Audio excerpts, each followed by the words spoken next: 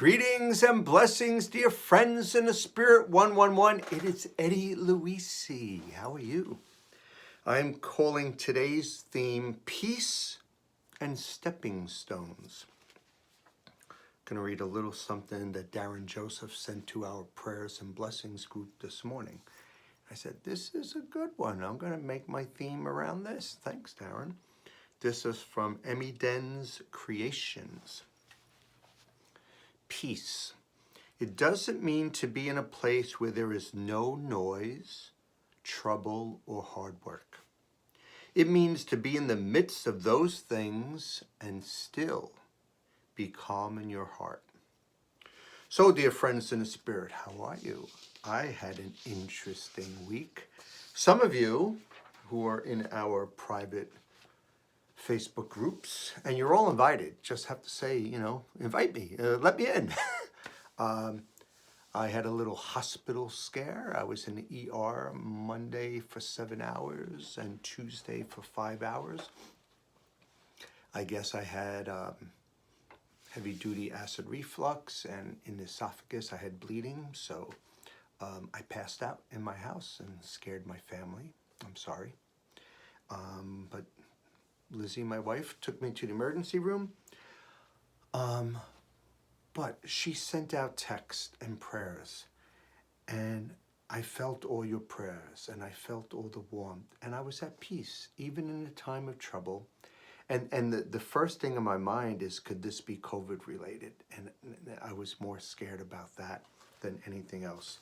And eventually they did the swab, and everything was fine, and I'm negative, so thank God for that. But I'm laying on a little plastic type, whatever, bed, and just laying down with a blanket and all these wires all over me and intravenous and straight ahead. And the whole time I'm closing my eyes and I'm praying to God, and I'm feeling peace, and I'm feeling blessings, and I'm feeling healings. And I kept that, going, that everything's going to be fine, and and I'm going to be healed. And so I had peace within that. Somewhere at the end of the evening, because I was there till around 7 o'clock at night, 6:30ish. There's a curtain there so people don't see me. I have my privacy. I hear round and round of applause and cheers. And I think we've all seen that on the news, where a patient is getting out, a COVID patient is getting out, and everybody cheers. I didn't see it, but I heard it. And I mean, I just melted. I got teary-eyed because I was experiencing that joy firsthand. Even though I didn't see it, I heard it. It was amazing. And then a few minutes later, I heard it again. And eventually I found out that one of the workers, one of the nurses, was in the hospital for 33 days and on a ventilator. And she was going home. And I know, dear friends, some of you have lost people, family members and friends and co-workers, and my heart goes out to you, really does. And I don't have answers. I don't know why some people live, some people die. I have no idea. But I'm going to just try to talk about peace, and peace in my life with what I'm going through with my illness and changing my life. So hopefully a little snippet of this helps you. And how do you like this lighting? I have no lights on in my house. That's just all natural light through my window. Interesting. We'll see. Okay. From Neil Donald Walsh. On this day of your life, I believe God wants you to know that life is rarely as difficult as you think it is, and hardly as aggravating as humans are able to make it. How much patience do you have with life? Are you willing to overcome minor obstacles as you move through your day? Or does anything and everything that does not move in accordance with your wishes cause you annoyance, if not outright frustration? Consider the possibility that the little obstacles in life are not obstacles at all, but stepping stones.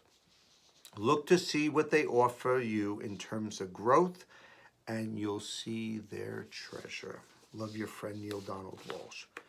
I don't always read two of his back to back, but I want to do that today. On this day of your life, I believe God wants you to know that it sometimes looks like one thing after the other, but really it is blessing after blessing. I know, you don't experience it that way, but that's because you don't see it that way. In this business of life, what you see is what you get. If you think you are looking at struggle, struggle is what you will experience. If you decide that you are looking at a gift, even if you can't see it clearly in this exact moment, a gift is what you will get. Just wait, you'll see. I mean that literally. You will see it. Love, your friend Neil Donald Walsh. My gift is my health. I've had indigestion, acid reflux, going up and down with my weight, my extremes, diets, no diets for years. And this, what I had and going to the ER has changed my life.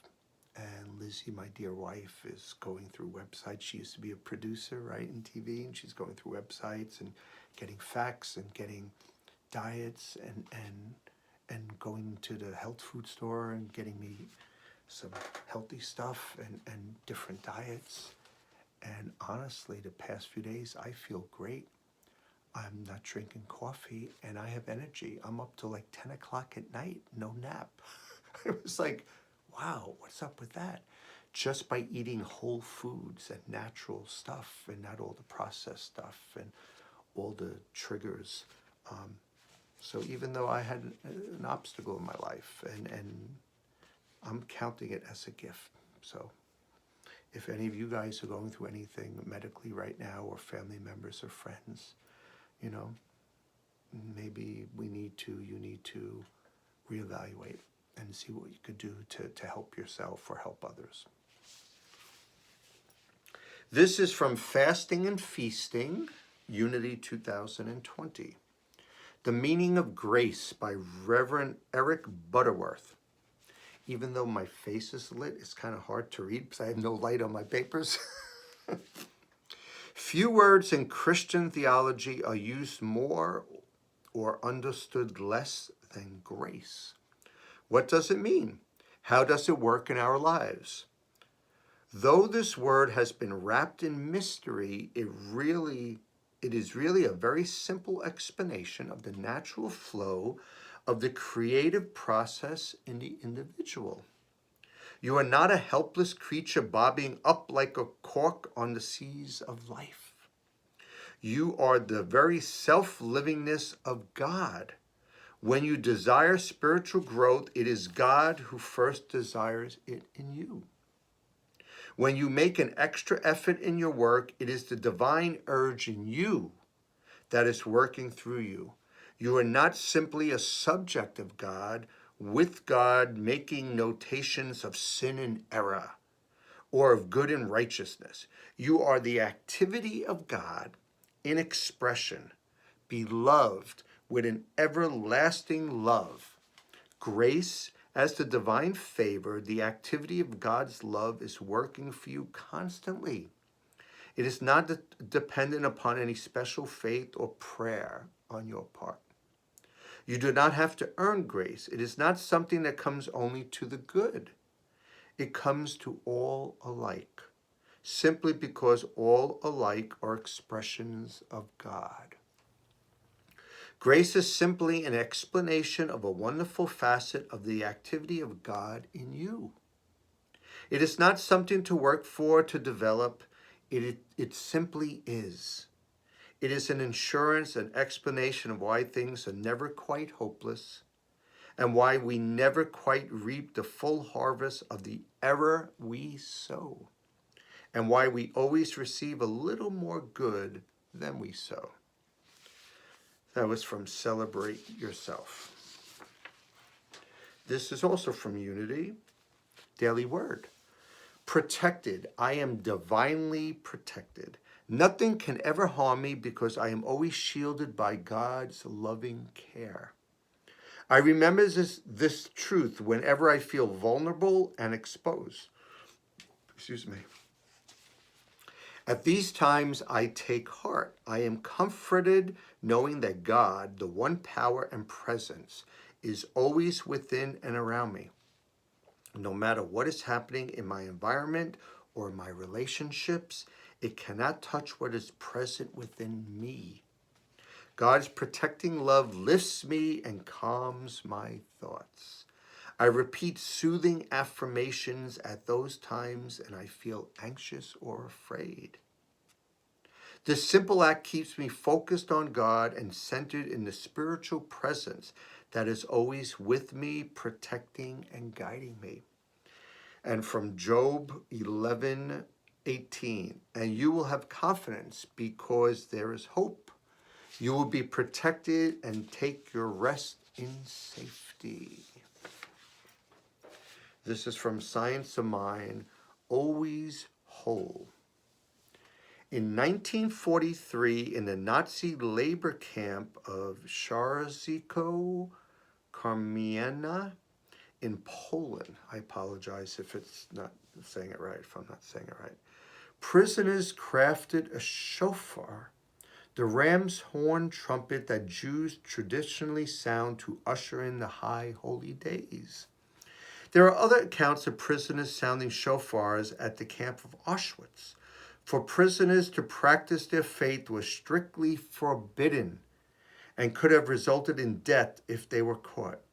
Yet they did it anyway. There are many interpretations of the shofar's significance, a call to confront one's mistakes and return to God. Acknowledging being surrounded by God and give devotion to God. Despite the risk, returning to the divine was an imperative for the imprisoned Jews. I love examples that show that there is part of us at the center of our being that is completely untouched, unscathed, and whole.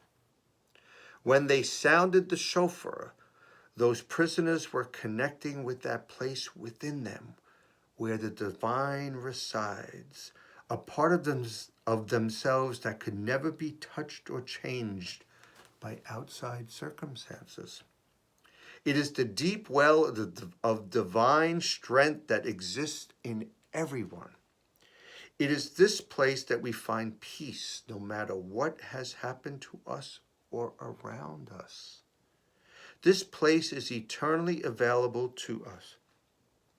It is our place of wholeness from which we can draw the strength to face anything that comes our way. When the Jews at Czarzysko-Kamienna and Auschwitz sounded their shofar, they defied their captors and affirmed the power of God within them. What an amazing example of steadfast faith. And the affirmation, I know that deep at the core of my being is the place where I am whole, complete, and perfect. I connect with it and experience the peace of God. Two little quotes from daily practice, sacred readings, and meditations. One Spirit Learning Alliance. From Anne Lamott. Almost anything will work again if you unplug it for a while, including you.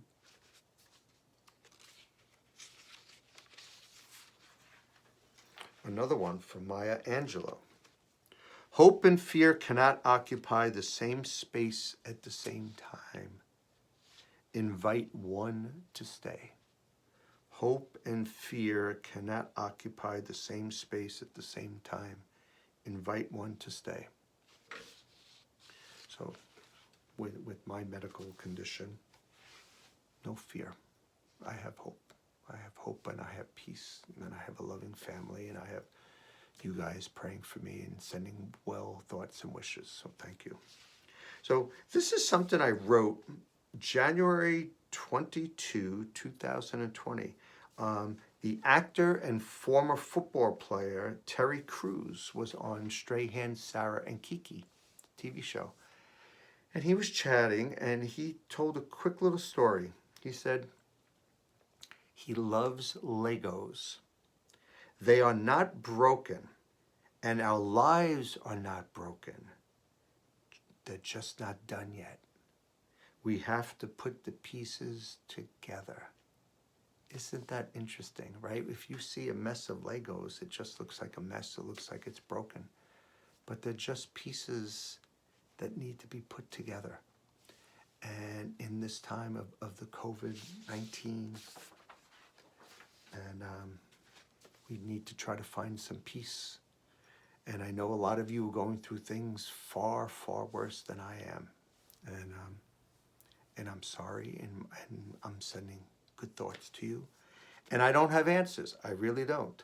But I am trying to be grateful for what I have. I'm trying to be loving, patient, peaceful, hopeful, and in all those things, you know, and in suffering and death and unemployment and in illness and loneliness and depression. I still try to hold on to some hope and some peace and some love, and by praying and reading and meditating and taking walks and playing with my kids and watching Netflix together and doing a bonfire outside and hanging out in bed together and chit-chatting. So I'm trying to find my peace, and I'm praying for you guys. This is the last thing I like to read. It's from Joel and Victoria Osteen, Wake Up to Hope devotional. Don't let the storm in. From Mark 4:39. Then he arose and rebuked the wind and said to the sea, Peace, be still. And the wind ceased, and there was great calm. Have you ever thought about the fact that a boat can be surrounded by water, sailing through a vast ocean with water for miles in every direction, but it's not any problem unless the boat starts taking in the water? If the boat starts allowing the ocean to come inside, before long it will sink. The same principle is true in life. You can have trouble all around you, stress, frustration, and worry. But the good news is, just like the boat, you don't have to allow what's on the outside to get on the inside. When difficult times come, you don't have to be overwhelmed by the waves of worry or fear. Always remember, no matter what storms may come against you, the Creator of the universe lives on the inside of you. Speak peace to every area of your life and don't let the storm in. The wake-up thought. When an eagle faces a storm, he doesn't try to fight his way through the wind, through the rain, frustrated, struggling, putting forth all this effort. He simply stretches out his wings and he lets the strong winds lift him higher and higher. Finally, he rises above the storm where it is as calm and peaceful as can be. Be like the eagle, put your trust in God. So, dear friends in the Spirit, hopefully this one little nugget of this peace and stepping stones and changing your life that helped you. My dear friend and former sister-in-law, Mary Lisa, passed this past week of coronavirus. And I know her family, they're beside themselves and they're angry with God also. Why? She was a good person and a loving mom and wife and sister and aunt and all that stuff. And I don't know. I really don't. And I don't know if any of you are watching this video right now, but my heart goes out to you. Mary Lisa was a wonderful person, and I don't know why death happens. I don't know why sickness happens. You know, I have a dear friend, Frank Monahan. He's in a nursing home. He's been in one for a while, upstate New York.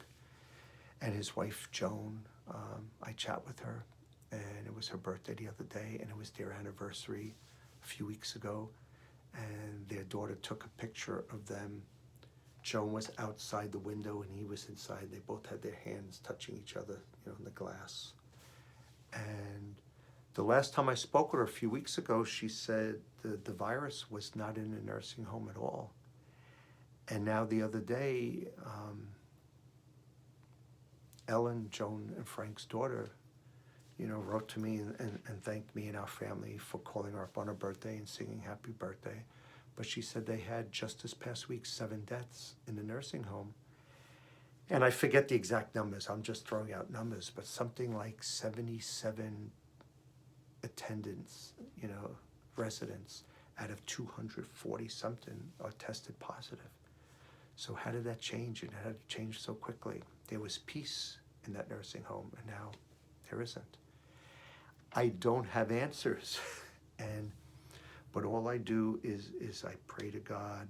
I try to find peace. I try to find hope. I try to have patience, and at a certain point, things just have to happen. I never get angry at God, and I don't see God as a white male up in a cloud on a throne, and, you know, as a king. I don't see God that way, and I just see love and compassion, and through this suffering and through death, you try to see the love around and what's happening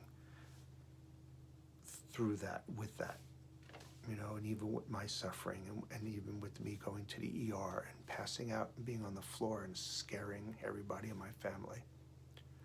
The love that I saw with my family when I was leaving, seeing my younger daughter just cuddled up by her room and crying, because sometimes people go to the hospital and they'll come back, right? So, but I'm back. And I see the tense, you know, my wife is scared, you know, she loves me, I love her, she wants me around for a long time. And I want to be around for a long time. So I'm going to try to stay as healthy as possible. A few of you said, you know, in your prayers and your texts and private messages that, you know, there's a certain importance in this community of friends in the Spirit 111. And I kind of do these videos and stuff, and I want to make sure I'm okay, because we need each other, you know. I need you guys, and I need to get out these messages in some type of hope and love, and hopefully they're touching you in some way. So, thank you for listening to an old man. Last week I had blue hair, and it was growing out. My daughter dyed it. The blue's out. It's just white gray now. And I think sometime this weekend my other 7-year-old's gonna shave this.